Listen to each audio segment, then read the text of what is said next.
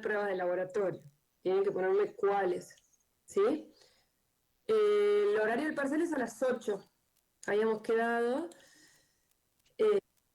para que no haya tanta interferencia con el otro uso del aula virtual. Igual yo tengo fe de que no es tan, o sea, no hay tantos parciales todavía, creo, ¿sí? ¿Cuánto tiempo tenemos, profe? Yo creo que va a ser media hora y 5 preguntas. Media hora, 20 minutos. Yo mañana al final, porque hoy teníamos clase, mañana lo armo con los chicos de aula virtual y ahí se lo voy a pasar a las delegadas bien el tiempo, pero entre 20 minutos y media hora, ¿sí? Otra cosa antes que largue el doctor es que los trabajos prácticos yo los voy a dejar programados para la segunda mitad con la ilusión de que quizá algo podamos hacer presencial. No sé qué va a pasar, vieron que esto es día a día, pero bueno, em, quedan como, si lo pudiéramos hacer, a mí me encantaría, y si no, se les mandará como un videíto del trabajo de laboratorio, ¿sí? Entonces, quedan para la segunda mitad.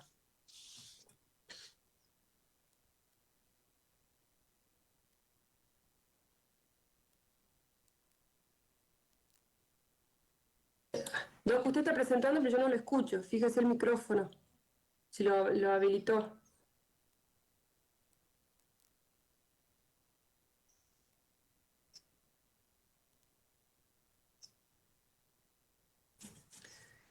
Doc.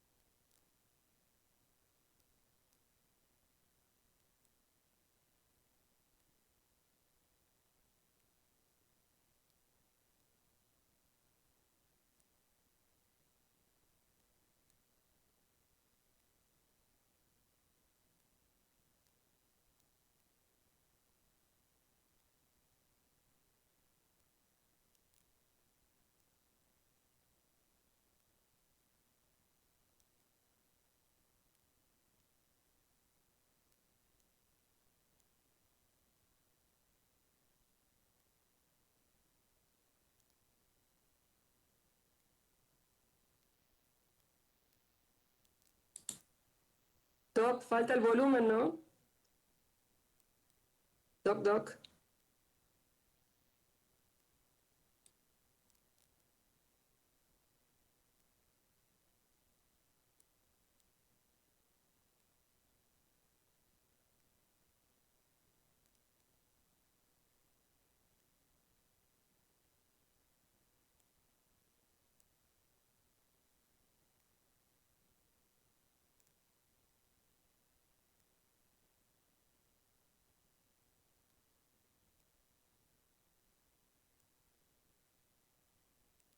Entré cruzado hoy día con el pelotudo de primera hora, sí.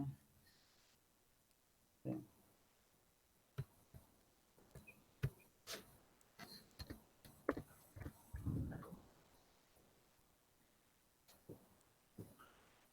Hola, ¿ahí me están escuchando? No, es que generalmente hay productores que el lunes a las 7:15, lo que no han hecho en toda la semana, el lunes a las 7:15.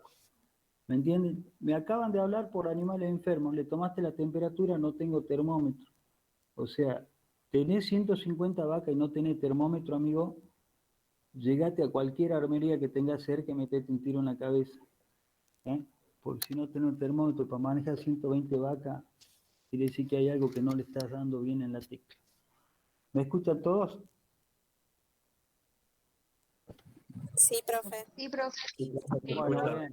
Pensé que no había, estaban todos muertos del otro lado, porque no escucho ningún ruido ni nada. Esto me tiene un poquito saturado, pero no voy a decir la otra palabra que es lo que me tiene saturado. Vamos que es lunes, vamos Este, que es lunes. Vamos, vamos. sí, sí, vamos que es lunes. Y siempre hay un pelotudo que te lo desequilibra el lunes, sobre todo. Bueno, esta enfermedad que vamos a ver hoy día es multifactorial. El mismo título ya lo está diciendo.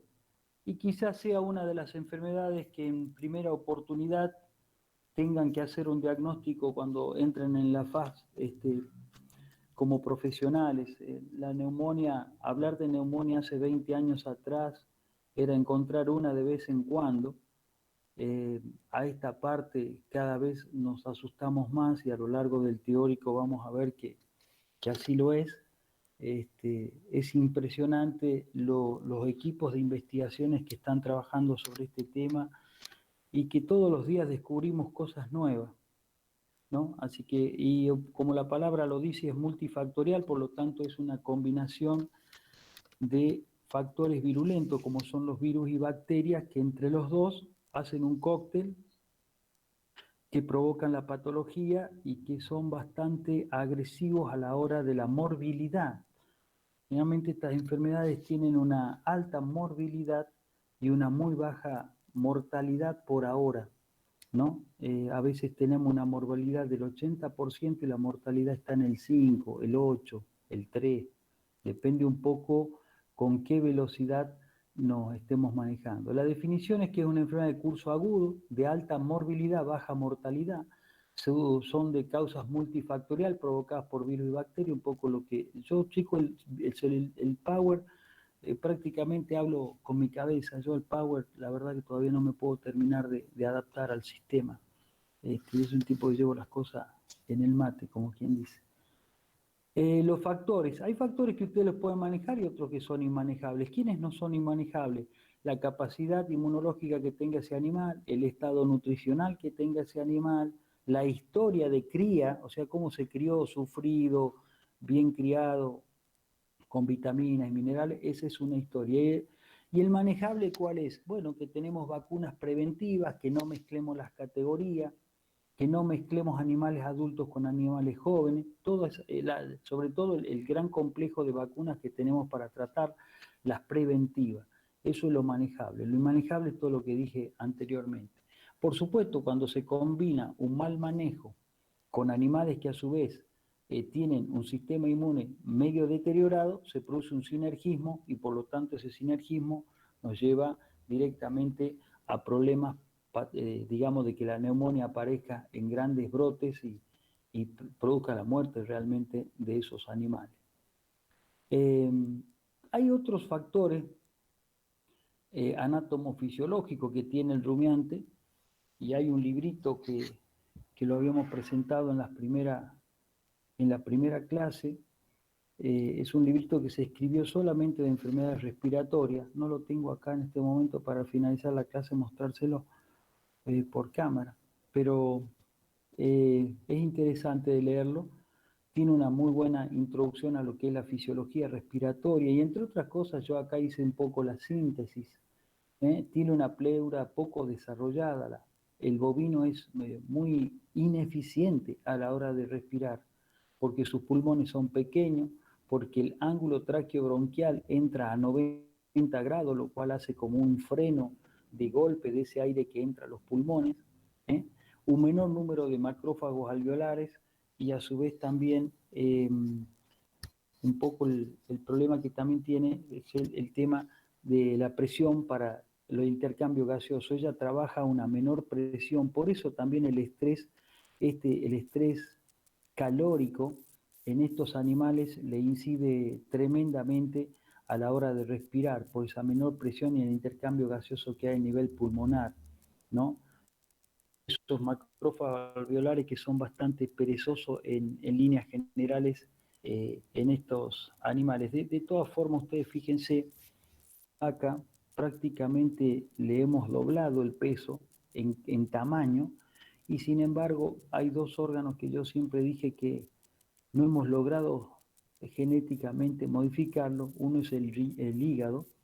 Siguen teniendo casi el mismo hígado con la diferencia que ahora la vaca le entra el doble de comida porque le agrandamos el tamaño, tiene un volumen más grande.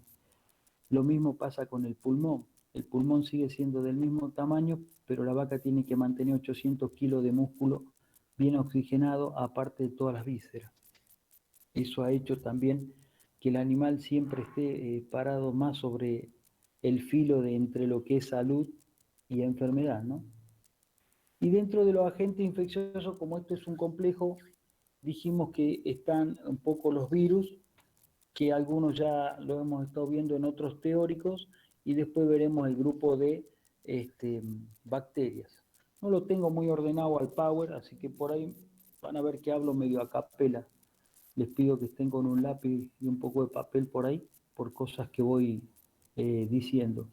Y dentro de los virus está el parainfluenza 3, que no lo vimos, la rinotraqueitis infecciosa bovina, que lo vieron, diarrea viral bovina, que sí lo vemos, que es el serotipo o el serotipo 1 y 2, que son los que generalmente más están, y el herpes bovino tipo 1, en el caso de la rinotraqueitis bovina infecciosa.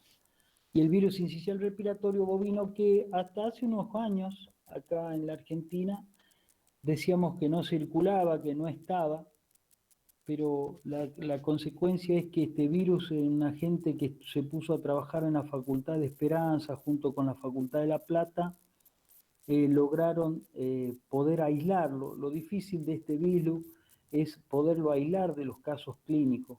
Entonces, por eso decíamos, no, este no circula.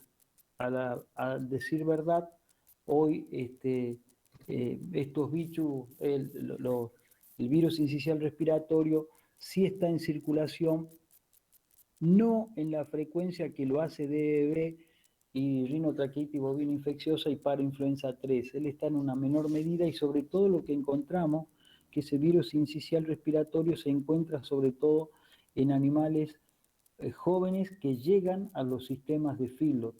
Hablando un poco de la epidemiología, que ya me la tragué, tenemos que decir que es de distribución mundial el complejo respiratorio bovino, también llamado como fiebre del embarque. ¿Por qué fiebre del embarque? Porque generalmente después de un traslado bastante largo de los terneros, por ejemplo del Chaco a provincia de Buenos Aires, donde viajan casi 17 horas arriba de un camión, por eso se llama fiebre del embarque ese traslado. Cuando llegan, a los muy pocos días de llegado, 7, 8 días de llegado, tienen unos brutos brotes de neumonía, ¿no? Eso, por eso se le llama enfermedad del embarque. A otros le dicen como enfermedad de la bruma, pero para mí la bruma es otra cosa, es una reacción de tipo alérgica producida por una planta.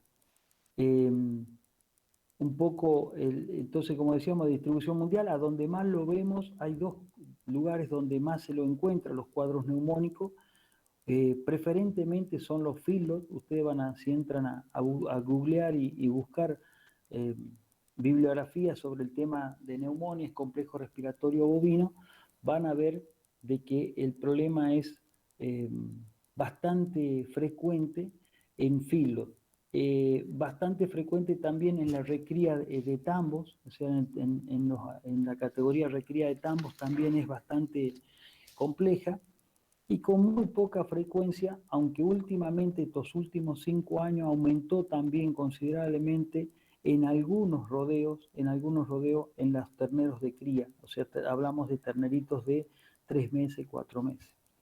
Eso es un poco cómo está la epidemiología a nivel país y un poco a nivel mundial. Nos tiene tremendamente preocupados, sobre todo en el país del norte, donde hay, ya están trabajando sobre algunas cosas que ya las comentaremos para hacer un mejor control de esta enfermedad. Generalidades de los virus: aumentan la susceptibilidad de los tejidos pulmonares. Ellos en realidad ¿qué acción tiene? Un efecto inmunosupresor, inflamación severa, y alteran la superficie de la célula. Bueno, todo esto que está acá lo voy a tratar de comentar.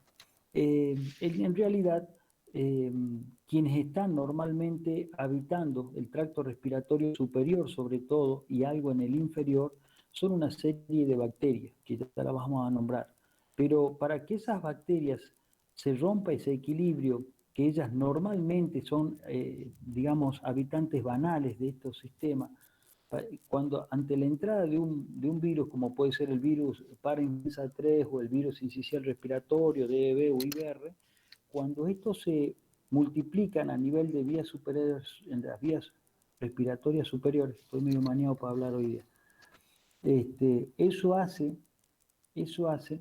de que ellos produzcan todos estos efectos de acción que están abajo, la inmunosupresión, la inflamación, alteraciones de la superficie de la célula y todo eso. Eso hace que esa bacteria tenga las condiciones para estar de una posición banal a multiplicarse exageradamente y empezar a producir los daños propios que ellas producen, las que las bacterias producen en los pulmones, ¿no es cierto?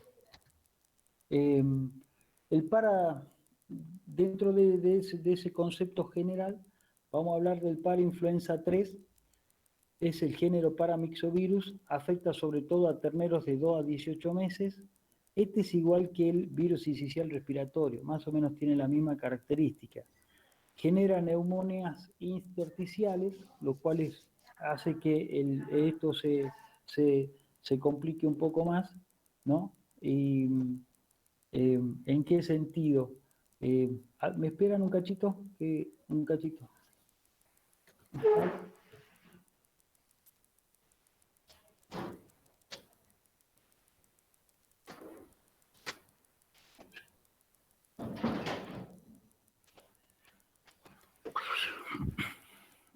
Disculpen, chicos, tenía que cerrar la puerta porque me estaba retumbando todo. Estoy en la casa de mis padres y me olvidé de cerrar la puerta. Bien, entonces, esto genera neumonías intersticiales. Las intersticiales generalmente lo que hacen es agrandan, se hace una gran infiltración de células de la defensa como neutrófilos, macrófagos, y eso impide el pasaje de aire, o sea, el intercambio gaseoso, esa es la palabra, entre el pulmón y los capilares. Entonces esto lo complica bastante. Tiene un curso de 3 a 4 días y un poco el sincicial también tiene más o menos esa misma cantidad de días, ¿no? De 3 a 4 días, y de ahí ya se empieza a producir una infección secundaria, lo cual se entra a complicar todo lo que es el proceso respiratorio. El virus sincicial respiratorio, el otro que no teníamos en claro y que teníamos que hablar de él, afecta a bovinos, ovinos, caprinos y algo también al hombre. Neumovirus, de la familia Paramyxovirus. El bovino es el huésped natural, que puede tener, a veces cursan con una infección inaparente. Esto es lo que yo le decía, que es un virus que no es fácil, es un virus que no es fácil hacer su cultivo. Hoy actualmente con PCR y otras técnicas más hemos logrado de que el virus sea puesto en evidencia. O sea, hace 5 años a esta parte se han empezado a encontrar la presencia del virus sincicial respiratorio, en base a que hemos mejorado las técnicas diagnósticas, ¿no? Este sobre todo es muy agresivo cuando este no hace nada cuando no se complica con bacterias, pero como generalmente la puerta de entrada que hace que todo esto termine en severas neumonias. Generalmente estas neumonias están asociadas con mainemia hemolítica, ¿tá? Antes se llamaba Pasteurella multocida y Pasteurella mainemia. Así que ahora está un poco sintetizada como mainemia multocida. No me estoy acordando bien de las... a ver.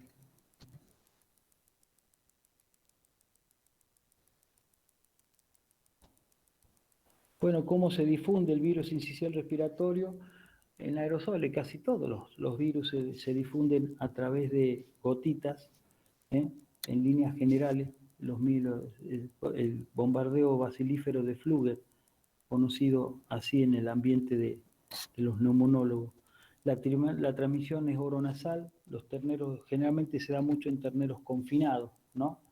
En terneros confinados. Es lo que decíamos recién, feedlot, guachera, recría, es los lugares donde generalmente están estos casos.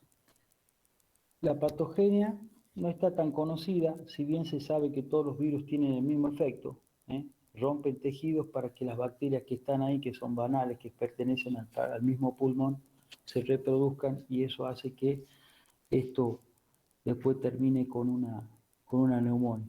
Se asume que puede estar relacionada con reacciones de hipersensibilidad retardada. Sí, en algunos casos eso es producido a las retardadas, sobre todo por algunos alimentos. En cuadros se suele manifestar como bifásico, da un cuadro gripal, aparece una cura y vuelve a presentar otro a los pocos días como cuadro neumónico agudo. Casi todos los virus, en líneas generales, tienen estas consecuencias.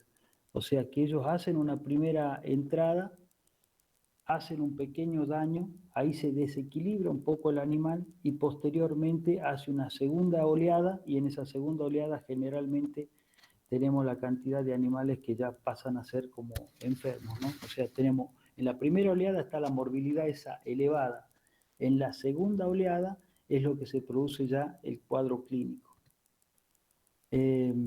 Los signos de las neumonias agudas, produce signos de neumonía aguda, enfisema, fiebre de 42 grados, puede llegar a un pico entre 5 y 7 días y que baja a 40 a 41. Generalmente el animal que es atacado por el virus sincicial respiratorio combinado con otras bacterias hace que cuando se lo ve ya con signología clínica, casi que estamos en el límite de poderlo tratar.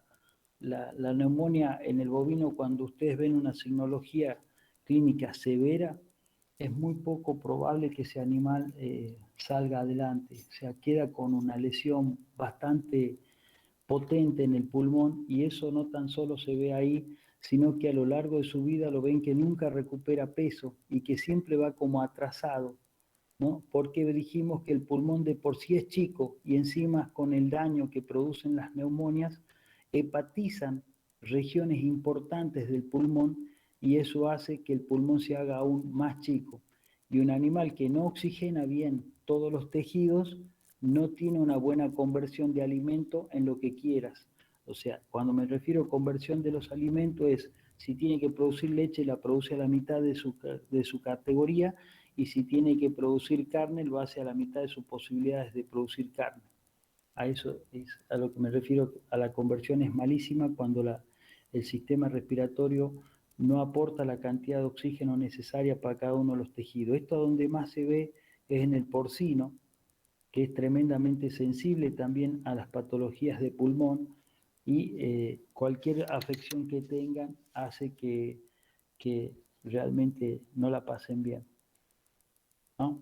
El animal se encuentra deprimido, anoréxico y la descarga nasal mucopurulenta. Sí, la mucopurulenta, más que nada esa descarga nasal mucopurulenta se debe a que se va combinando con bacterias propias del pulmón, como son las Pasteurella y Mainemia, como puede ser Staphylococcus somnus, que es otra de las que está ahí, como puede ser Arcanobacterium, hoy se llama de otra forma Arcanobacterium piógenes, hoy le cambiaron el nombre a Trupperella piógenes, y así, entonces todo esto hace, también a Mycoplasma bovi también ha sido diagnosticada últimamente. Ella aparece como consecuencia de algunos tratamientos medio salvajes que hacemos los veterinarios dentro de lo que son los filos.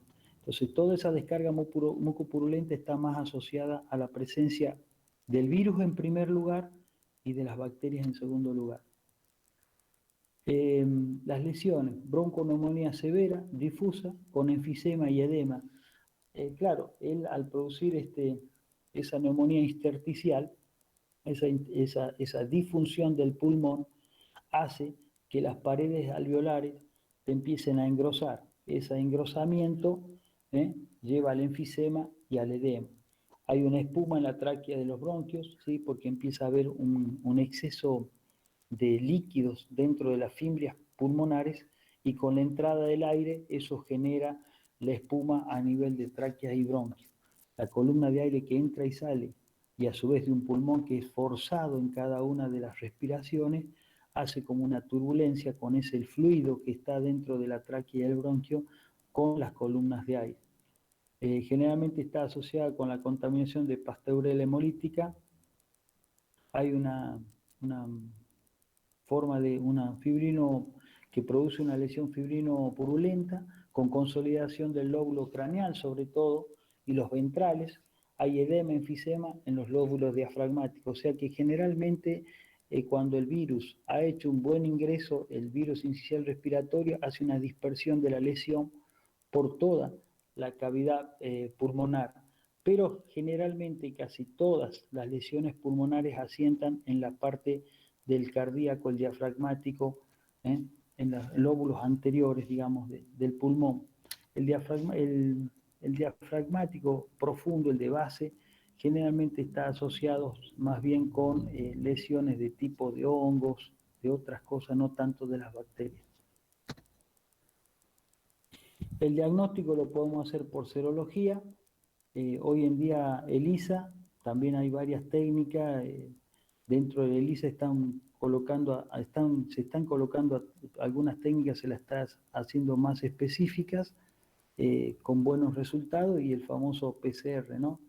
El tratamiento son las vacunas preventivas y los antibióticos. Básicamente, las vacunas han sido, en este caso de las neumonias, más bien le diría yo que son vacunas que no han dado buenos resultados.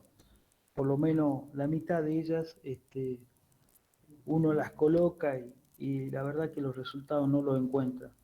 No sé si es que lo hacemos mal, si es que a veces no tienen la potencia que realmente tienen que tener para controlar este tipo de patologías, ¿no?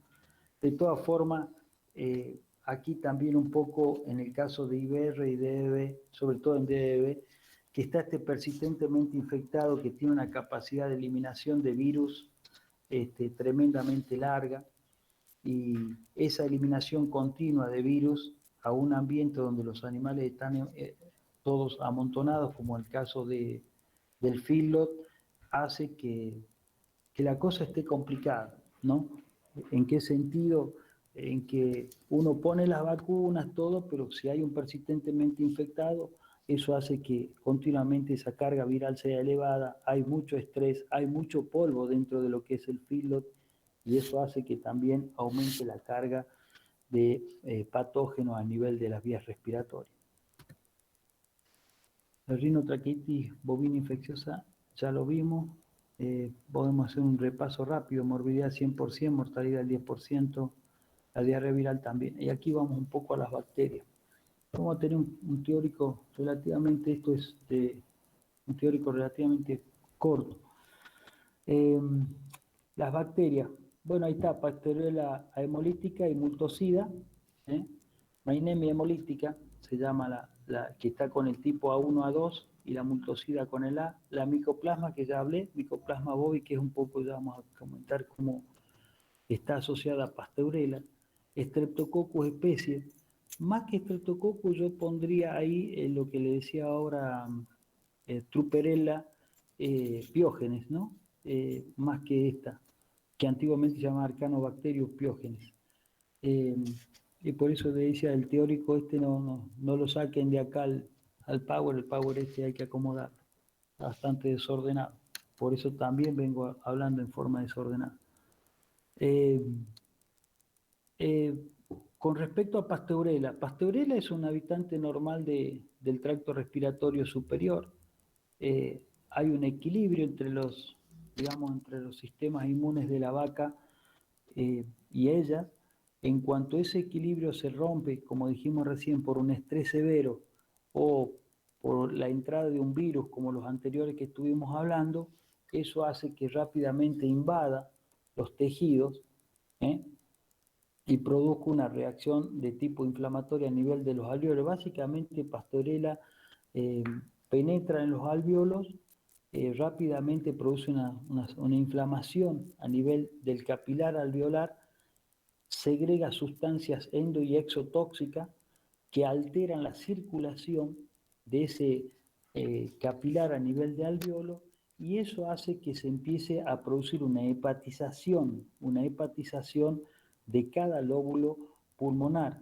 Y cuando ustedes saben que eso se hepatiza o se pierde la función, por lo tanto, cuando pierde la función, eso produce también un estrés en el animal, pero no le entra la misma cantidad de aire, y a su vez empieza a hacer cuadros que se complican con otro tipo de sustancias que vienen dentro del aire, como pueden ser partículas de polvo, que van haciendo que esa reacción cada vez inflame más. Entonces va tomando por sectores. Multocida es un poco menos, digamos, es dentro de las dos Pasteurella, es una bacteria que tiene una capacidad patogénica más baja, también produce algunas endotoxinas a través de su membrana lipopolisacárido, y hace también casi el mismo cuadro, pero siempre un poco más leve que a hemolítica. Vamos a hablar ahora a Mycoplasma bovi, la vamos a dejar un poquito para después. A Haemophilus somnus, que ahora se llama Histophilus somnus. Histophilus somnus, bueno, acá tengo un poco, ahí está, exotoxina, leucocina, sí. Un poco, está ahí un poco lo que estuve diciendo recién. La interacción virus-bacteria y estrés, que también hablamos algo, el ingreso del virus, la penetración, la replicación en células, animales inmunocompetentes, fagocitosis, defensa, control de enfermedad. El animal inmunodeprimido, ¿qué pasa? En un animal inmunodeprimido se aumenta la multiplicación de patógenos, eso es normal, sobre todo que los virus son inmunosupresores, sobre todo el virus del DDD-VR, y eso hace que aumente la multiplicación de bacterias a nivel pulmonar.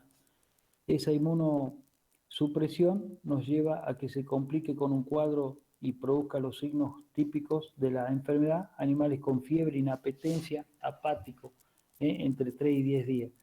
Y bueno, todo eso va a estar dado también por la proliferación de bacterias a nivel local. Un poco lo que quería decirle de ello. Interacción virus-bacteria, estrés, bacterias, bueno, las bacterias invaden los tejidos, un poco lo que estuve hablando recién, ¿no? Voy a estar mirando un poco ahí las endotoxinas, ruptura de los endotelios por hemorragia e isquemia, bueno, por la alteración de los capilares, lo que dije recién, coágulos intravasculares, émbolos, infartos y fiebre. Hay una leucopenia por factores anatomofisiológicos que dificultan la respiración, que ya lo dijimos anteriormente al principio del teórico, y hay un aumento del nivel de endotoxina y una disminución del oxígeno.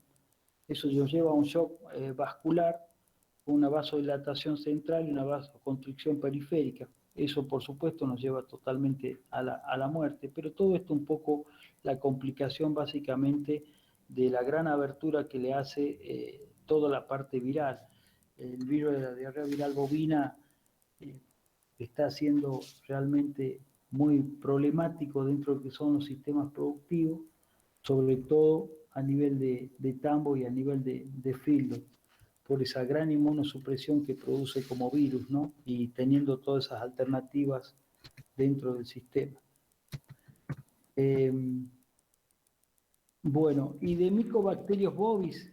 Mycobacterius bovis generalmente está, Histophilos somnos no terminamos de redondear. Ella es una bacteria que está normalmente en el sistema respiratorio, y que cuando hay un desequilibrio produce lesiones severas, pero ella produce lesiones no tan solo en el respiratorio, sino que produce varios lugares de lesiones, porque se caracteriza por producir alteraciones de los endotelios de baja capacidad, o sea, los endotelios capilares, por ejemplo, produce lesiones a nivel cerebral, produce un cuadro nervioso, produce un cuadro respiratorio y produce un cuadro de alteraciones a nivel de articulaciones también, de las articulaciones, y entre otras cosas también produce infartos. ¿Mm? Produce infartos. Ella, como produce alteraciones de los pequeños vasos capilares, produce alteraciones a nivel de las de los pilares de las cuerdas del corazón. Ahí produce un infarto. Ese infarto hace que el corazón no tenga un buen cierre de válvula y empezamos a encontrar animales que empiezan a hacer un edema a nivel del cuello y de acá de la mandíbula, y con 3 o 4 días aparece un cuadro neumónico y posteriormente la muerte. Cuando ustedes hacen la necropsia, hay lesiones más que importantes en esos pilares musculares del endocardio, donde se anclan las cuerdas de las válvulas del corazón. Micoplasma. Micoplasma se caracteriza, le hemos empezado a descubrir ahora, realmente sabemos qué es lo que pasaba. Cuando empezamos a trabajar mucho con las vacunas, vimos que Pasteurella, más o menos que estaba en todos los frascos de vacuna, se empezó a controlar un poco mejor, Histophilos somnos también, pero Mycoplasma un poco que quedaba como aparte. Ella se caracteriza por producir una neumonía más bien de tipo crónica, pero que en líneas generales es irreversible.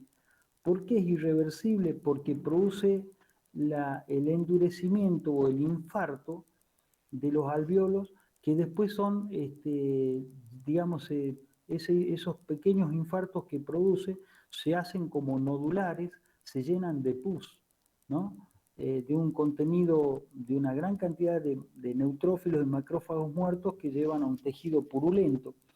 Esos al corte, cuando ustedes lo ven, al corte a campo, ven salir como pequeños nódulos amarillos, pero que tienen un contenido purulento, vuelvo a decirle. Uno lo primero que piensa cuando ve una lesión por micoplasma, micoplasma bovis, en estos animales lo primero que piensa es en tuberculosis.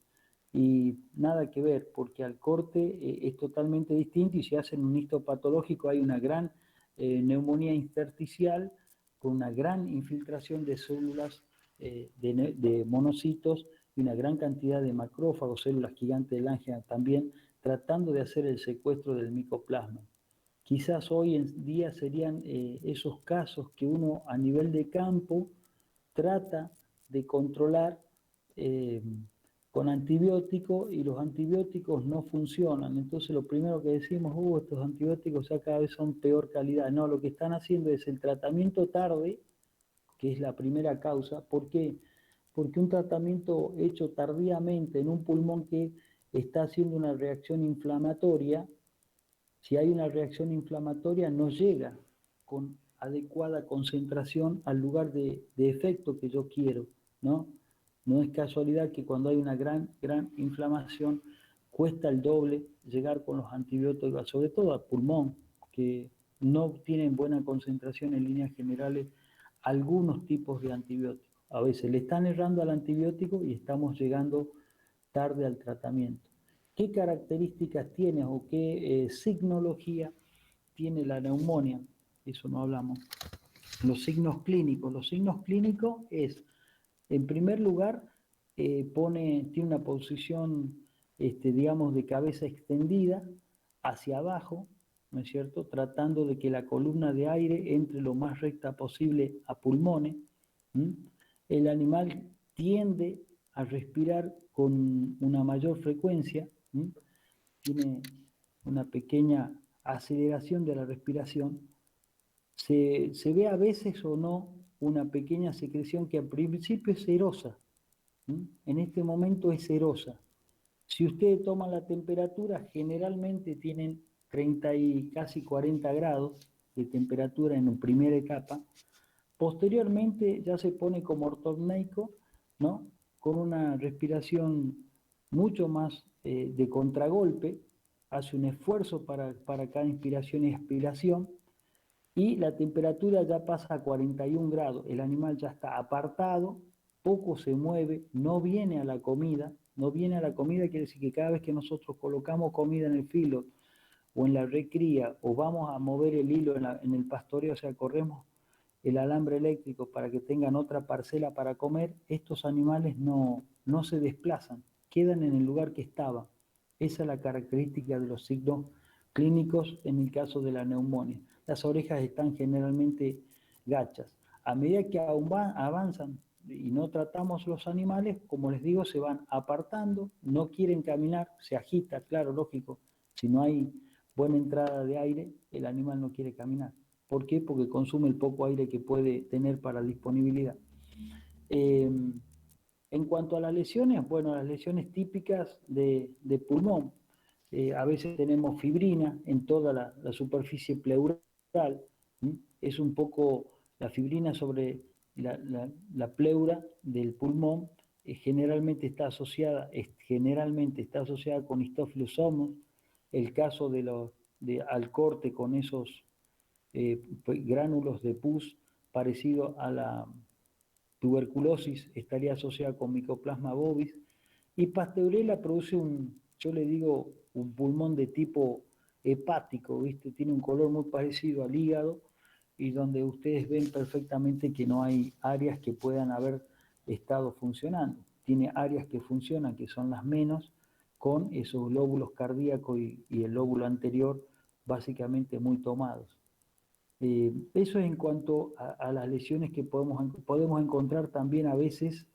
Histophilos somnus produce una lesión a nivel del oído medio, produce una osteitis a nivel del oído medio que a veces afecta el nervio facial que pasa por ahí cerca y le hace un pequeño desvío digamos, le produce una parálisis facial con un pequeño desvío hacia la derecha o hacia la izquierda, dependiendo del oído que esté tomado de los animales. Por eso por ahí se asociaba de que podía ser un caso nervioso. No, cuando va al nervioso directamente produce otra signología que es una meningoencefalitis tromboembólica que generalmente mueren. En estos casos son animales que se han faenado en frigorífico, que han ido evolucionando poco en el filo, después mueren por otra causa y entre otras cosas se encuentra la lesión del oído medio, que es otra de las características de Histophilos somnus. ¿Qué me está quedando? Hablamos signos. ¿Esa alteración que se produce a oído medio puede ser uni o bilateral también? Generalmente es unilateral, muy buena pregunta, es unilateral. Es raro que vos la tengas bilateral. Por eso produce una parálisis facial y queda con la cabeza inclinada, como que quiere mirar con un solo ojo. No sé cómo decírtelo, no estoy en clase. Tengo este aparato acá que más me pone histérico que otra cosa. Tiene un desvío, digamos, la cabeza queda como cruzada. Eso es lo que vos ves en estos animales. Y es bastante más frecuente. Yo personalmente ya vi 3 casos en Guachera. Animalitos que hay uno murió y 2 salieron a la recría con su cabecita torcida. Murieron por allá cuando ya tenían casi 250 kilos. Bastante grande. Los termina Bien, liquidando, gracias. ¿no? Muy bien, ¿quién preguntó? Florencia, Salcedo. Hola, ¿cómo te va, Florencia? ¿Cómo ¿Cómo andas? está? Bueno, dele saludo a su hermana, a la colega y a Pablito. Gracias. Bueno. El Histophilos somnus hemos aprendido a diagnosticarlos con más frecuencia recién ahora. La verdad que no lo teníamos muy dentro de los clásicos de la neumonía. Siempre los viejos, más viejos que yo también, hablábamos mucho de la Pasteurella a hemolítica y multocida como básica. Hemos mejorado mucho las capacidades de diagnóstico y por eso creo que para ustedes la profesión cada vez se le va a poner más dura en el sentido de que van a tener que leer mucho más, actualizarse mucho más, me parece. Esto va a pasos de gigante realmente. Bueno, ¿qué tenemos como tratamiento? Los tratamientos, vuelvo a decirle, ¿de qué va a depender el éxito de un tratamiento en un brote de neumonía? Puedo hacerle unos comentarios generales ahora. Nosotros, tiempos atrás, los terneros aparecían grandes brotes de neumonía después de un viaje muy largo. Estoy hablando en el caso de feedlot, ¿no? Voy a hablar, ¿qué es donde realmente está el problema? Digamos. Porque el feedlot lo que hace es acopiar animales que vienen con buen tratamiento sanitario previo, sin tratamiento sanitario previo, que vienen de zonas muy golpeadas por una inundación y caen todos acá. Siempre piensen que es la peor categoría para estar al frente de un, ¿cómo se llama esto? Como veterinario al frente de un field, ¿no? De estar en total tranquilidad, una mañana se levanta y hay 20 muertos. Tiene esa parte fea, digamos, del sistema de field, porque trabajamos con haciendas de muchísimos lugares, todos tratados diferentes, pero que a su vez todos ahora son una sola unidad productiva, donde tenemos un cierto lineamiento de trabajo y que si no somos atentos a observarlos a los animales tenemos problemas. Tal es así que hoy existe el recorredor de corral. Hay un tipo que la única función que tiene es sube a un caballo y entra corral por corral revisando a los animales. A ese nivel hemos llegado de especialidad. Dentro de eso tiene que observar lo que dijimos hace un rato dentro de los signos clínicos. Quién está un poco apartado de la comida, quién se le ve alguna secreción serosa por nariz. Él ya tiene toda una serie de tips que los tiene que cumplir dentro de cada corral.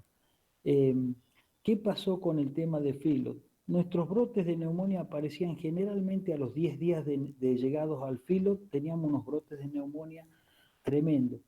Entonces, un buen día alguien dijo, bueno, tenemos que hacer entonces una metafilaxia. Entonces diseñaron la metafilaxia a tratar con antibióticos los corrales que tenían más del 6% de neumonias más o menos en un corral, le mandaban a todo ese corral antibióticos. ¿Se entiende? El corral que no tenía grandes problemas, estaba en el 2 o el 3% de neumonía, ese seguía el proceso normal, se trataban esos 2, esos 3, 4% y nada más. Ahora, cuando ese 3, 4% se supera y se llega a un 10, a un 6, de un 6 a un 8, hasta un 10, un 15, un 20 puede tener, se manda a metafilaxia. ¿Qué es la metafilaxia? Colocarle antibiótico preventivo a todos, a sanos y a enfermos, de ese lote. ¿Se entiende? Bueno, eso nos permitió hacer que ahora los brotes de neumonía aparezcan después de los 25 días. O sea, nosotros con ese antibiótico que avanzamos aquí abajo, hicimos correr que los cuadros neumónicos aparezcan a los 20 días. Pero ¿cuál es el problema? Los cuadros neumónicos aparecieron más arriba y más agresivos, lo cual los antibióticos están un poco, nos están haciendo hacer agua un poco en cada uno de los sistemas, ¿no? Fíjense lo que es a veces tratar de decir, bueno, usemos el antibiótico, lo desplazamos más. Desplazaste el problema y ahora resulta que es el doble.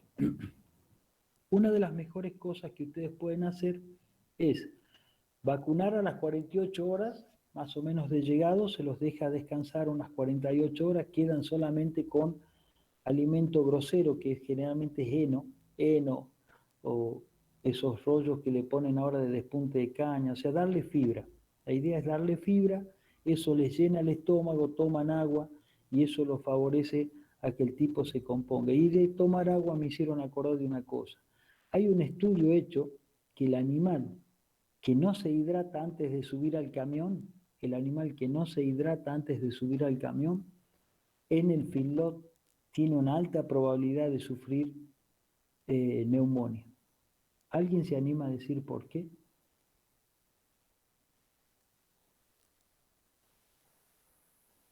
Qué silencio de horario. El grillito, ponemos el grillito, cri, cri, cri, cri. ¿Alguien se anima a decirlo? Mucho silencio de radio hay. Me parece que están todos durmiendo. ¿Se animan o no? ¿O tienen miedo de hablar alguna cansada? ¿No? Bueno, A mí lo único que se me ocurre es ahí porque le va a está, ahí generar está. más estrés. Bueno, el estrés ya lo O tenés sea, con el viaje. claro, claro, lo que quiero decir yo es que encima de que ya tiene estrés, al estar un poco deshidratado, no tan hidratado, va a estar más estresado, por así decirlo. Es lo único que se me puede llegar a ocurrir, la verdad. Lo que pasa que cuando vos te deshidratas, ¿quién habló? Es un pibe que habla siempre, me parece, por la Pero voz. Ramiro me llama. Ramiro, sí, Ramiro, ok. Ramiro, es correcto lo que vos dices, pero a eso le vamos a sumar una yapita más.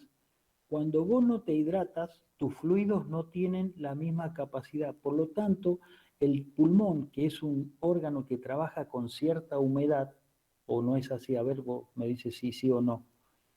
El pulmón tiene una cierta humedad para poder trabajar. Si vos estás deshidratado, uno de los lugares donde más le baja la humedad es a nivel respiratorio. Viste que se te seca la boca, ¿no? Sí, sí. Entonces todo eso hace, más el estrés que vos nombrabas recién de carga, más el estrés de no haber tomado agua y a su vez estás deshidratado, está probado que esos animales tienen mayor predisposición a tener cuadros neumónicos más que importante días después de haber llegado al filo. La deshidratación también es importante, eso está medido ahora, ¿no? Eh, Incluso le digo más, hay una medición que han hecho los norteamericanos, ellos cargaron animales y le hicieron un traqueotubo a los animales y lo hicieron viajar cerca de 2.500 kilómetros. Iban midiendo qué microorganismos aparecían y en qué volumen. Todos terminaron con niveles altísimos de pasteurela, desde el arranque hasta que llegaron a destino. Los que estaban sólidamente, inmunológicamente sólidos, la bajaron a esa carga altísima de pasteurela en prácticamente 48 horas, la normalizaron. Lo que no tenían el sistema inmune muy bien puesto, esos terminaron con un cuadro neumónico. Es solamente con ese viaje que le venían midiendo la carga de bacterias a través del viaje. ¿Se entiende? O sea, ellos partieron, vamos a decir, con 10 pasteurelas en el origen y llegaron a destino con 100. Eso es un trabajo más que interesante también. Todas estas cosas, el largo del viaje, cuánto me tenés arriba del camión, también influye muchísimo en estos casos de neumonía, muchísimo. De ahí es que muchos compradores de filo tratan de comprar acá en la región. ¿Por qué? Porque ese ternero se carga y a las 2 horas baja y ya se rehidrata y ya come un poco de pasto y ya toca el suelo, ¿se entiende? Entonces, cuando ellos traen de allá de Chaco, de Formosa, sí compran barata la hacienda allá, es verdad, se compra barata, por lo menos varios pesos menos. Pero ¿qué pasa? Después hay que chuparse 16 horas arriba de un camión. Esos animales generalmente, un buen porcentaje muere en el primer mes de engorde, hay un 5, un 6% que no está más. ¿Se entiende? O sea, para que vean cómo incide en este caso del complejo respiratorio bovino la carga que pudieran tener los animales y a su vez todas las consecuencias que eso trae del propio viaje. Hay un trabajo también hecho por Biogénesis donde esto todavía no está generalizado en la Argentina, tendría que serlo así. Cuando vos vas a comprar hacienda, el que te compra la hacienda te da la vacuna para que vos le coloques todas las clostridiales y las respiratorias, ¿no? Entonces vos las colocas y 10 días más tarde él viene y retira la carga. No se da eso, lamentablemente, acá en la Argentina, porque todos quieren para mañana los terneros. Pero ¿qué pasa? Ahora el productor que hace ese tratamiento y lo tiene certificado, el comprador de feedlot te lo paga, porque él sabe que las posibilidades de tener animales enfermos en su feedlot son bajas, porque ya está con la cobertura de la primera vacuna. ¿Se entiende? Eso acá todavía no se ha logrado que lo valoren, pero yo pienso que con el tiempo, a medida que avanzan todos estos problemas pulmonares, va a tener que ser de esa forma. ¿Eh? Cande, ¿estás por ahí? Veo que no. Bueno, Sí, doctor, sí, doctor, sí, doctor. bueno. No, De Quería complejo, ¿sí? que les refuerce un poco, ella habló, pero para englobar un poco más sobre el tema de la muerte súbita, con la fiebre del transporte. Sí, Staphylococcus somnos es uno de los que produce muerte súbita por el ¿Cómo se, hecho de que usted lo llaman, como para hacérselo a partir de los signos clínicos? Eh, ¿cómo lo vio en cuanto a la casuística? en la muerte súbita por neumonía, Claro. eh, la- eh, ¿Cómo lo vio? ¿Cuándo es más común? sí, Histófilos somos básicamente lo que tiene que produce alteraciones de los endotelios. Por lo tanto, te puede producir la meningoencefalitis tromboembólica, que eso lo liquida en un rato, o te puede producir la muerte o sea, este desorden a nivel del pilar cardíaco, no me estoy acordando ahora cómo se llama el que mantiene las cuerdas de las válvulas. Tiene un nombre, ahora se me ha hecho un blanco, la verdad. Este, entonces, ese infarto en corazón generalmente también o tiene una muerte súbita o te hace un edema de cuello y en el tiempo te termina muerto el animal en realidad. Nada más que hace un cuadro más leve en ese caso. Cuando el infarto es importante a nivel de endocardio y pilares por Histophilos somnos, la muerte es súbita, al toque. Después todas las neumonias en líneas generales no producen una muerte súbita, salvo una reacción anafiláctica, que lo que hace es un edema generalizado del pulmón. Hemos tenido 2 muertes por, digamos, una reacción anafiláctica por medicamentos. Eh, Eso es una muerte súbita, ustedes lo hablan y el pulmón es una sola mancha roja completa, sale agua por todos lados. Eso se da en muy poco tiempo. Eh, pero no hay otro caso digamos, el micoplasma también por ahí te puede llegar a producir alguna muerte súbita, pero tiene que ser generalmente el micoplasma no es lo que no mata súbitamente, sino que uno viene tratando la neumonía, no responde hasta que un día aparece muerto, de un día para otro aparece muerto. Es como que esos nódulos crecen en demasía, hacen una reacción anafiláctica interna, si le querés llamar, y produce la muerte. Pero después Y lo, el único agresivo como súbita es Histophilos somos. lo puede ver en brotes, como caso aislado. Generalmente están asociados, por lo dije recién, está asociado a cómo llegan esos animales, qué tanto es largo es el transporte, o sea, a mayor horas de transporte hay una mayor deshidratación, un mayor estrés y generalmente esos lotes puntuales llegan con problemas severos de neumonía. No les quiero contar si al viaje, aparte de que vienen de lejos, vienen con estrés y no han tomado el agua suficiente, los agarra una llovizna en la carga. Esa llovizna continua que reciben durante todo el viaje, se imaginen, es un camión que viene casi a 100 kilómetros por hora, un pelo que viene totalmente mojado, amontonados, una gran humedad. Generalmente decimos que ese lote puntualmente va a tener una mayor predisposición a los problemas pulmonares, ¿no? Por el hecho de ese estrés que le agrega y el frío que le agrega el agua, ¿no? Básicamente. Eso también hace que el lote puntualmente esté con problemas. En las guacheras, generalmente las neumonias las estamos encontrando hasta de 7 días. Generalmente esa guachera que tiene una neumonía de 7 días es porque tiene una alta circulación viral asociada también con salmonela, que salmonela también suele provocar una neumonía. Salmonela, si bien es más bien del tracto digestivo, suele colonizar la boca y cuando coloniza la boca también tiene pasaje a pulmón. Es más rara de encontrarse, pero donde Salmonella tiene una alta carga dentro del sistema, como pueden ser los baldes, como pueden ser los tachos de distribución de la leche, generalmente es puerta de entrada no tan solo para los casos respiratorios, sino que para varios casos más. O sea, Salmonella es tremendamente agresiva. No, un ternero que supongamos, dijimos recién que la falta de hidratación antes de la carga aparecía posteriormente una neumonía.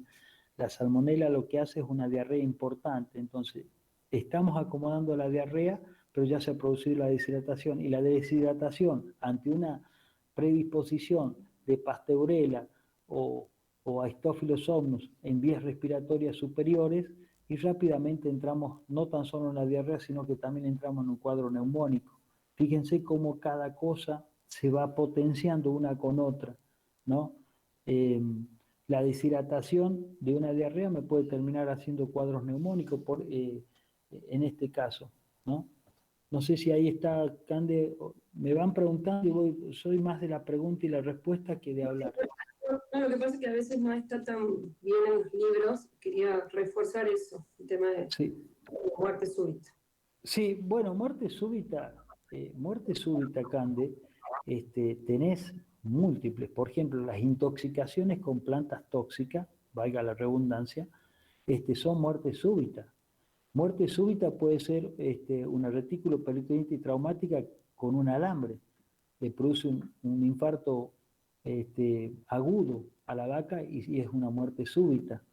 Muerte súbita puede ser una reacción anafiláctica, como nos pasó con los terneros esos tiempos, hace el mes pasado, en 2 oportunidades. Terminamos de poner las vacunas, traemos un corralito que debe tener 40 metros, lo dejamos ahí, vamos a buscar el otro, cuando venimos se estaba muriendo.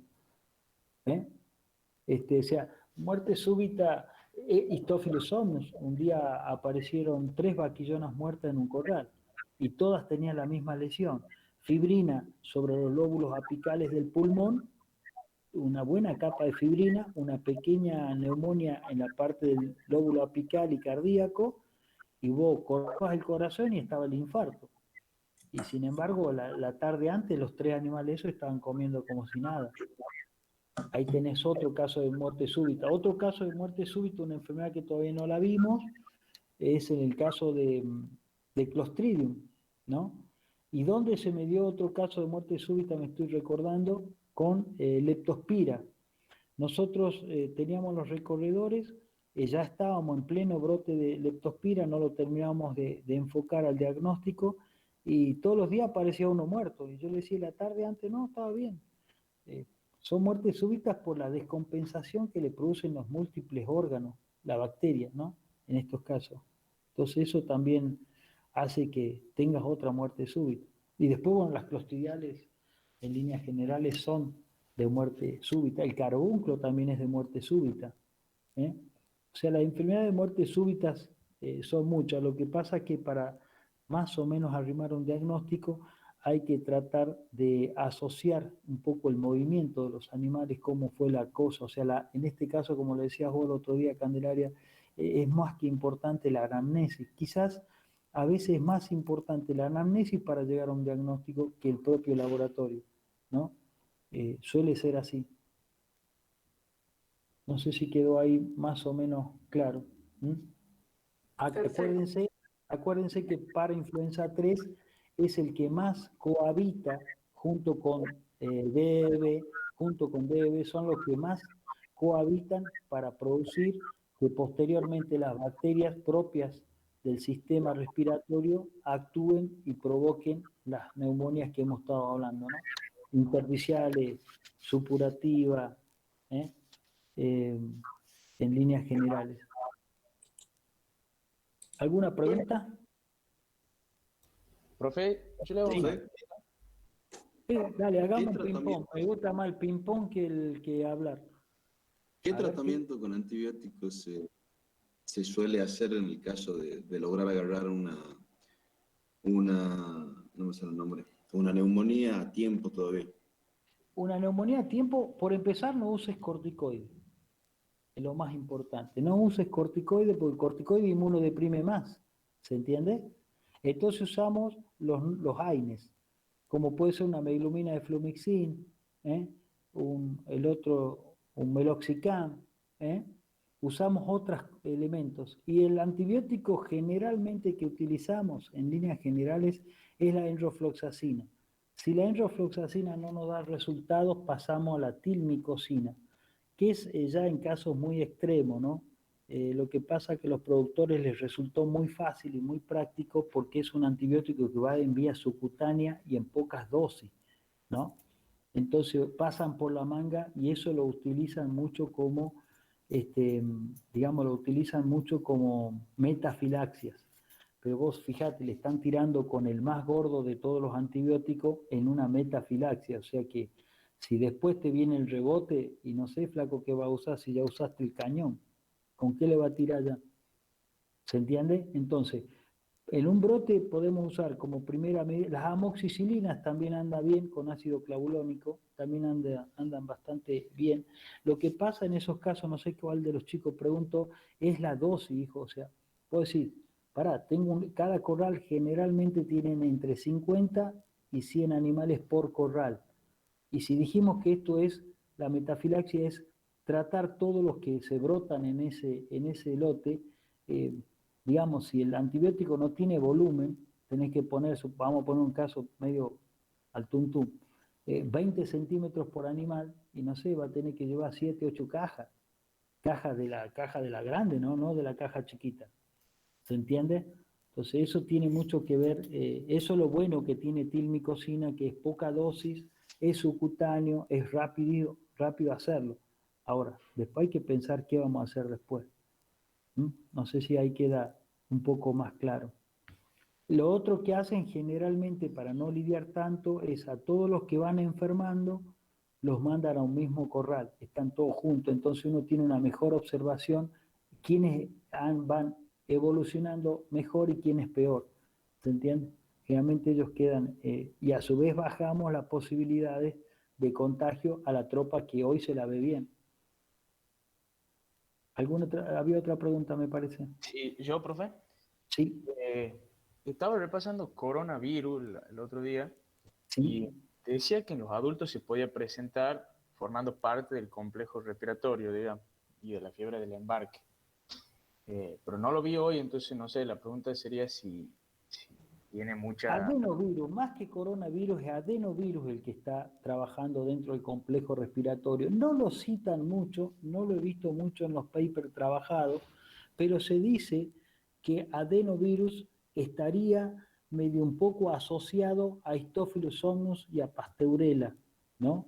Bien, Sería más con ello, o sea, es un virus, o sea, todos los virus lo que nos hacen en líneas generales, unos con mayor patología, otros con menor capacidad patológica, es una inmunosupresión o una alteración del tejido superficial.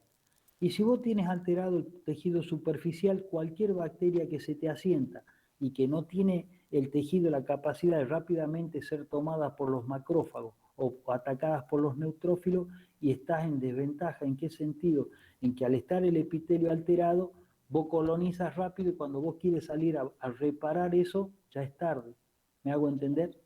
O claro, sea, claro. los virus en líneas generales lo que te hacen es destruirte el epitelio superficial. Por lo tanto, el superficial y en otros casos los endotelios y son mucho más, y incluso son tan, eh, los virus tienen tanta capacidad que inhiben la respuesta macrofágica. Por lo tanto, eso te bloquea todo el sistema de arranque a una defensa. Vos acordate que el macrófago la toma, la presenta al antígeno, se empiezan a generar los anticuerpos. Si ese paso está bloqueado, y las posibilidades de que vos vayas para adelante son muy pocas. Claro. Yo quiero ¿Sí? hacer un comentario. Lo que Bien. del coronavirus, ustedes vieron que en humanos, ya lo vimos, es más respiratorio. Pero, por ejemplo, vieron que hay casos de que a algunas personas, sobre todo a los niños, le puede dar jugos digestivos. Bueno, en el bovino yo lo tomaría al revés. Generalmente el coronavirus bovino es de presentación digestiva, como vimos, por eso hicimos foco en las diarreas neonatales, pero eventualmente en un adulto puede llegar a dar algunas cepas signos respiratorios, ¿sí? O sea, colonizar la mucosa respiratoria y ser puerta de entrada a bacterias, como dijo. O sea, sí se puede dar, no es lo más común es que dé digestiva, pero ya vimos que es un virus muy pleomórfico, ¿sí? que puede variar mucho en sus presentaciones. Eso le diría como comentario, ¿sí? O sea, sí puede estar, es muy raro, pero se lo nombra, ¿sí? Porque puede estar presente. Otra cosa ahí, Manuel Machín pregunta, ¿los antibióticos como preventivo de estas neumonías que venía hablando antes?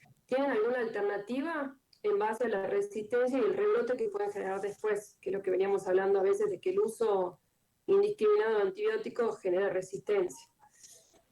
Eso es una pregunta. Sí, un poco ahí, ¿qué es lo que hemos visto estos últimos años? En este tema de las metafilaxias, que habían dado buenos resultados cuando recién viste que esto es como que cuando salió el autito nuevo todos lo quieren tener, esto pasa lo mismo. Vino un norteamericano y dijo, no, la metafilaxia es un gran... Bueno, la metafilaxia bien hecha, consciente, trabajándola como corresponde, es una herramienta muy buena. El problema es que en la Argentina generalmente eso no sucede. Empezaron a meterle oxitetraciclina en las raciones a los animales igual que a los pollos. Entonces eso generó rápidamente mucha resistencia. Me estoy acordando, eran 2 antibióticos. Uno era la oxitetraciclina, no me estoy acordando del otro. Entonces, la metafilaxia con antibióticos es buena. Ahora, cuando vos ya estás en estos problemas de que has tenido, o sea, venías usando mal el sistema antibiótico y no te quedan muchas posibilidades para zafar después. Por suerte, el filo trabaja con categorías que en 6 meses se van del sistema. Por lo tanto, la resistencia, digamos, en cierta forma también se va.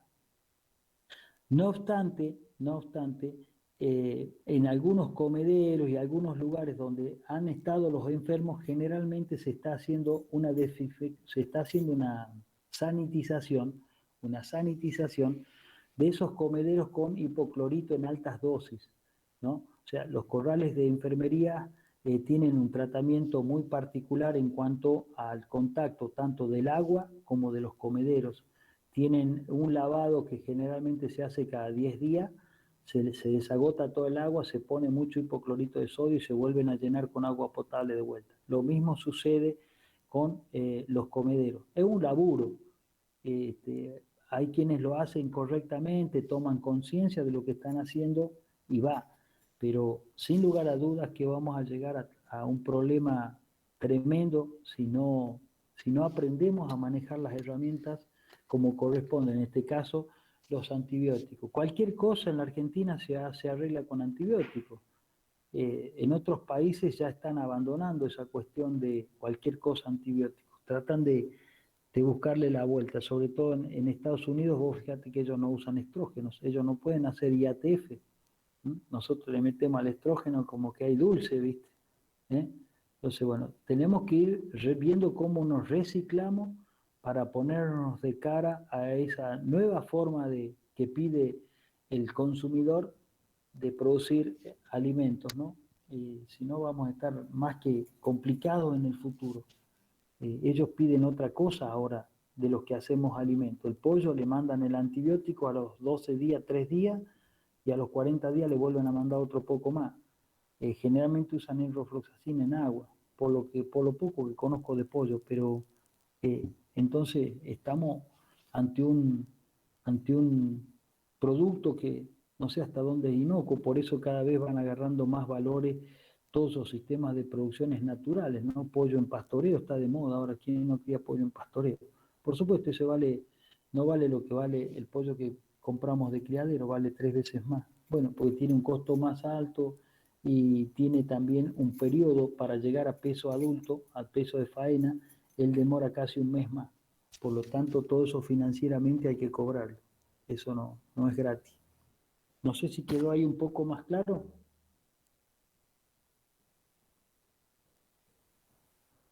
Hola, hola.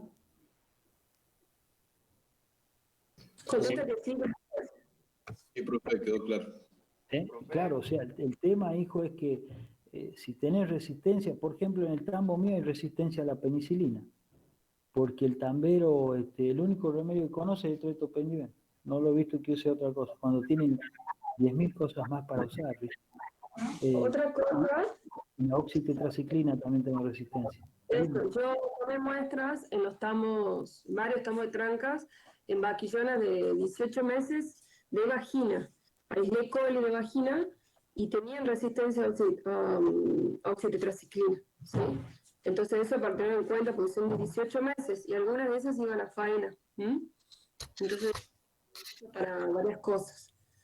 Por eso que se está buscando otras alternativas de terapias, de tratamientos y terapias preventivas, ¿sí? Como probióticos, como extractos vegetales, es lo que se busca para hacer la producción más sustentable. Claro, exacto. Sí, más sustentable, básicamente. Pero bueno, esperemos que en el futuro la cosa esté un poco mejor. ¿Eh? Eh, de todas formas, neumonía sigue siendo una de las enfermedades más importantes dentro de lo que es dentro de lo que es el feedlot, y un poco también lo que es guachera, ¿no? Así que eso hay que tenerlo en cuenta. La guachera, vuelvo a decirle, está más asociada, más que nada está asociada al tema de la falta de higiene dentro de lo que es la guachera, porque las vacas de tambos hoy por hoy generalmente tienen toda la batería de vacunas necesarias en cuanto a, tienen toda la batería en cuanto al complejo respiratorio, en cuanto al rotavirus, coronavirus, está todo, pero sin embargo seguimos teniendo problemas. Yo sigo diciendo que el problema está en cuanto de capacitada está la gente y de consciente de que esos son animales que tienen una sanidad muy frágil porque son recién nacidos y por lo tanto la inmunidad que ellos pueden llegar a tener para defenderse es a través del calostro. A veces no hacen bien el calostro y a su vez de no hacer bien el calostro son sucios para trabajar. Y cuando uno es sucio para trabajar, y no hay forma de que la cosa vaya bien para adelante. ¿Eh? Es muy básico lo que estamos diciendo. Nosotros hemos probado de cuando yo ando más en la guachera y pido más la higiene de los baldes, se solucionan un montón de problemas. Y como yo no vendo antibióticos ni nada, o sea, estoy diciendo que hay que ser más claro, nada más. ¿Eh? Bueno, no sé qué otra pregunta más nos quedó por evacuar. ¿Estamos? Yo tengo una pregunta. Muy bien. Con respecto al diagnóstico diferencial, digamos, nosotros llegamos a un feedlot y vemos así unos cuadros de neumonía. Nosotros al diferencial lo tenemos que hacer dentro del complejo respiratorio o también tenemos otras enfermedades que están fuera del complejo respiratorio que también lo podemos sospechar, digamos. Claro, claro, Pato, siempre tenés que pensar en todas las enfermedades que pudieras tener. Estamos diciendo que el feedlot generalmente está más asociado a dos cuadros. Hay dos cuadros que son muy grandes en feedlot. Los problemas digestivos y los problemas respiratorios son el 80%, el 90% de los casos están o es digestivo o es neumónico. El resto de los casos te queda para un 10% para lo que vos quieras pensar después, una intoxicación, por ejemplo, con monencina, ¿no? La monencina es altamente tóxica si te vas más allá del cuadro. Te produce un cuadro neumónico la monencina, con colecta de gran cantidad, te produce un edema pulmonar, se muere en 48, a veces se muere muy rápido, pero podés llegar a tener animales que están muy al filo de la dosis y termina muriendo, el edema avanzando y en 48 horas está muerto. Vos lo abrís y tiene colecta de líquido entre las dos pleuras y el pulmón a su vez está como endurecido, ¿se entiende? Eso es típico de una intoxicación con monexina. La monencina es un excelente producto, pero si no lo usas bien, está liquidado.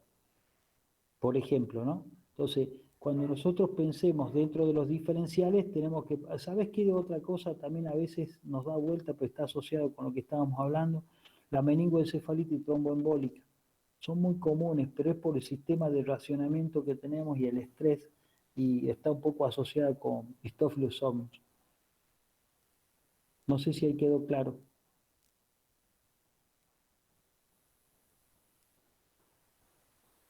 ¿Pato? Sí, sí, estoy. Sí, sí me Ok. quedó más claro, pero o sea, como que no sé muy bien, así, o sea, no lo entiendo muy bien el hecho de que lleguemos, cómo llegamos a un diagnóstico definitivo. No, el O diagnóstico sea, definitivo te lo va a dar el laboratorio. Nunca, eh, claro, salvo que sea algo muy grosero, ¿viste? Vos llegas al feedlot, lo primero que tiene que hacer es una buena anamnesis, muy buena anamnesis. Ahí va a estar gran parte del diagnóstico, en la anamnesis. ¿Ah?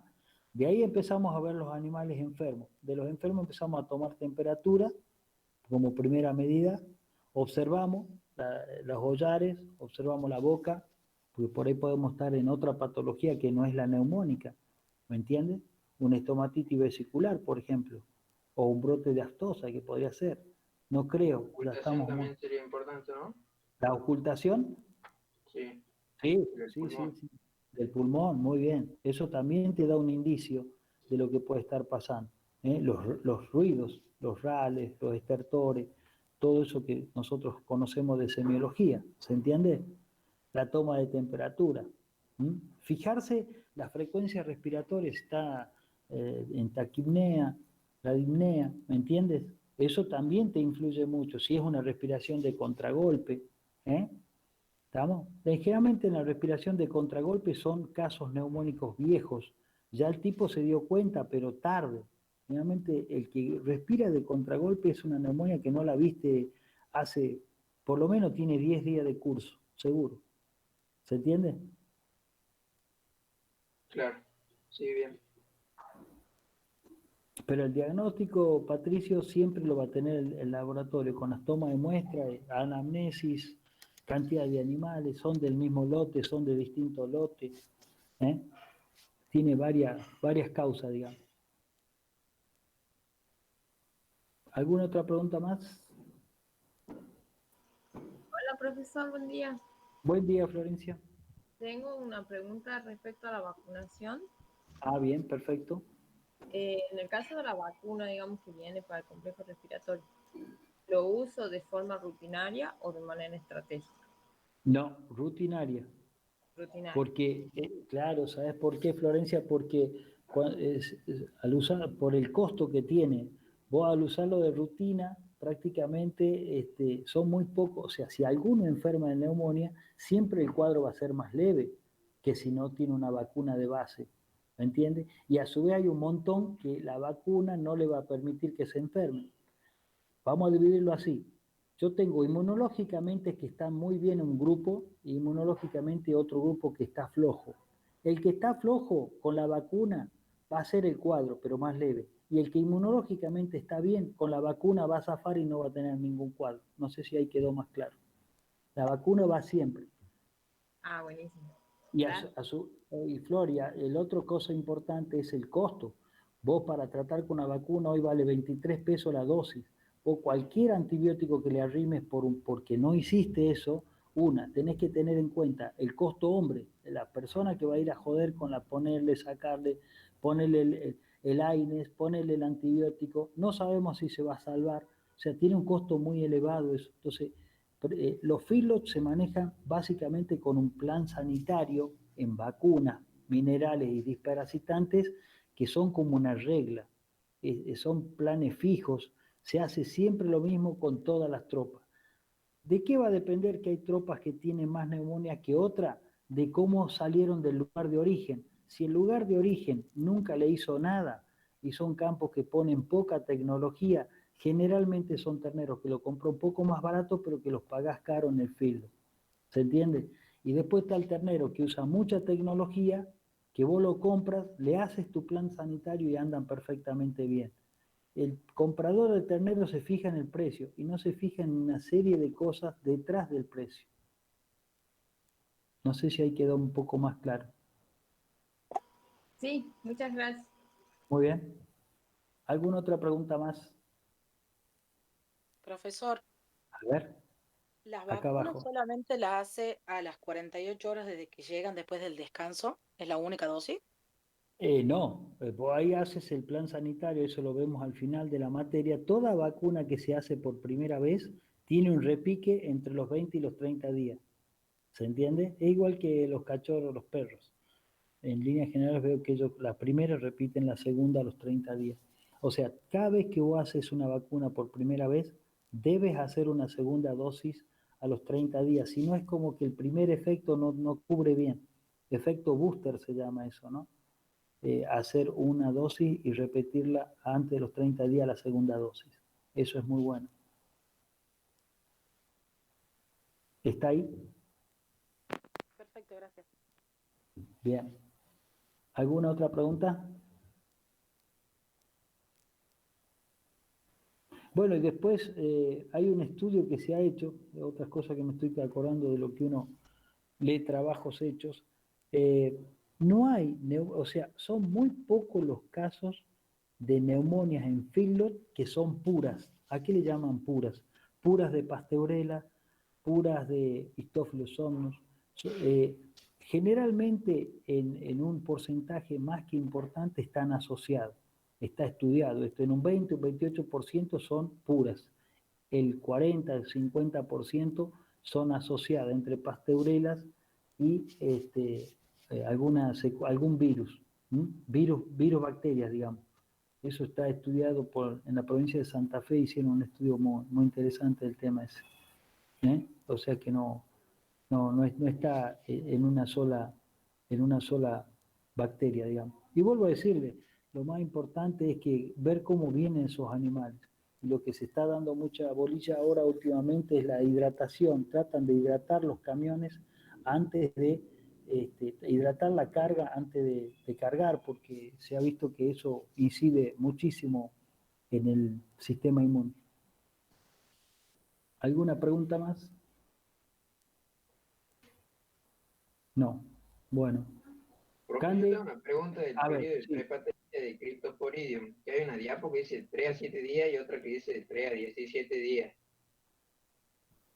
Más bien es corto el periodo de Cryptosporidium, ¿no? ¿Tomamos el de 3 a 7? De 3 a 7, sí. Es Bien. bastante rápida como enfermedad. Yo he hecho diagnóstico de Cryptosporidium en la guachera y hemos llegado a tener una prevalencia de casi el 65%. Porque algo dijimos de Cryptosporidium que es la resistencia que tiene. Es increíble la resistencia que tiene en el medio. Por lo tanto, eliminarla o sacarla, por más que vos haga una rotación de guachera y todo, al poquito tiempo la tienes a la otra también contaminada. La idea es, Pato, un poco, en el caso de Cryptosporidium hablo, es ser muy estricto con la higiene. La única forma de que vos saques un poco de Cryptosporidium de la guachera es siendo tremendamente limpio y usando hipoclorito de sodio en concentraciones más que importantes, ¿no? Para mí es el mejor. Después hay otros que dicen amonio cuaternario. Me parece que el hipoclorito de sodio, lo que no probé nunca es el ácido cítrico. Vos sabés que yo le tengo mucha fe al ácido cítrico, para mí es mágico, ¿no? Lo hemos visto conservar alimentos, lo usan mucho para conservar alimentos y eso me parece bueno.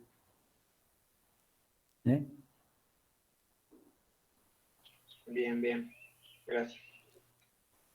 ¿Alguna otra pregunta?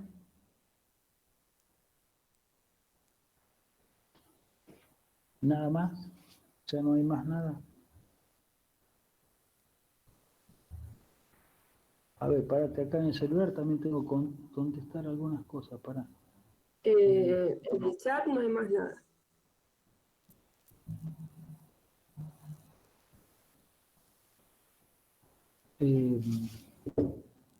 No, yo en el chat no hay nada. Bueno, está. No, me preguntan otra cosa. Nada que ver. Bien. Bueno, eso es lo que tenemos de complejo respiratorio, ¿no? No quedaba más nada de este tema, ¿no, Candelaria? No, con esto ya terminamos. Todo lo que es respiratorio. Sí, No hay, todo para acuérdense que un poco lo nombramos a la pasada, que hay algunos casos de salmonela, ¿no? Pero eso está más bien asociado a terneros de guachera. No es en el field, no, por lo menos no hay reportes de salmonela en field. ¿Se entiende? Neumonias por salmonela en field, a eso me refiero. Bueno, listo. Y los dejamos ir a estudiar. ¿Cómo andan con el estudio? ¿Más o menos? ¿Más o menos andan con el estudio? Bueno, Flor, dale, métele a estudiar porque si no después te van a retar tus colegas.